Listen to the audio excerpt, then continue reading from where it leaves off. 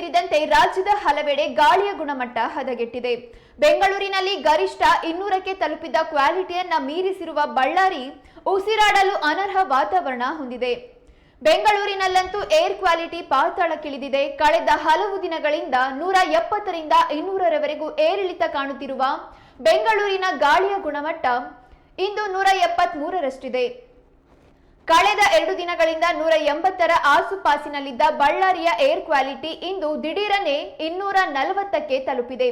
ಬೆಂಗಳೂರಿನಲ್ಲಿ ದಾಖಲಾದ ಅತಿ ಕಳಪೆ ಏರ್ ಕ್ವಾಲಿಟಿ ಇಂಡೆಕ್ಸ್ ಮೀರಿಸಿರುವ ಬಳ್ಳಾರಿಯಲ್ಲಿ PM 2.5 ಪ್ರಮಾಣಕ್ಕೆ 167ಕ್ಕೆ ತಲುಪಿದ್ದು PM 10 ಪ್ರಮಾಣ 230ಕ್ಕೆ ಇಳಿದಿದೆ. ಇದು ಸಾರ್ವಜನಿಕರ ಆರೋಗ್ಯದ ಮೇಲೆ ದುಷ್ಪರಿಣಾಮ ಬೀರುತ್ತಿದೆ. ಗಾಳಿಯ ಗುಣಮಟ್ಟ 150 ದಾಟಿದ್ರೆ ಶ್ವಾಸಕೋಶ ಕಾಯಿಲೆಯ ಜೊತೆಗೆ ಹೃದಯ ಸಂಬಂಧಿ ರೋಗಗಳು ಬರಬಹುದೆಂದು ತಜ್ಞರು ಹೇಳುತ್ತಾರೆ. ಹೀಗಿರುವಾಗ ಬಳ್ಳಾರಿಯ ಜನ ಮುಂಜಾಗ್ರತಾ ಕ್ರಮ ವಹಿಸಬೇಕೆಂದು ತಜ್ಞರು ತಿಳಿಸಿದ್ದಾರೆ.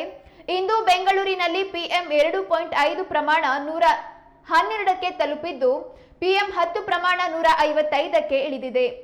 ರಾಜ್ಯದೆಲ್ಲೆಡೆ ಉಂಟಾಗುತ್ತಿರುವ ಶೀತದಲೆಯ ಪರಿಣಾಮ ಈಗಾಗಲೇ ಮಕ್ಕಳು, ವೃದ್ಧರು ಸೇರಿದಂತೆ ಎಲ್ಲರಿಗೂ ಉಸಿರಾಟದ ಸಮಸ್ಯೆಗಳು ಎದುರಾಗುತ್ತಿವೆ. ಅವರೊಂದಿಗೆ ವಾಯು ಮಾಲಿನ್ಯ ಮತ್ತು ಹದಗೆಟ್ಟ ಗಾಳಿಯೂ ಸೇರಿ ಅನಾರೋಗ್ಯ ಉಂಟು ಮಾಡಬಹುದೆಂದು ತಜ್ಞರು ಹೇಳುತ್ತಾರೆ. ಕಳೆದ 4 ವರ್ಷದಲ್ಲಿ ಈ ವರ್ಷವೇ ಬೆಂಗಳೂರಿನ ಹವೆ ಇಷ್ಟರ ಮಟ್ಟಿಗೆ ಹದಗೆಟ್ಟಿದೆ.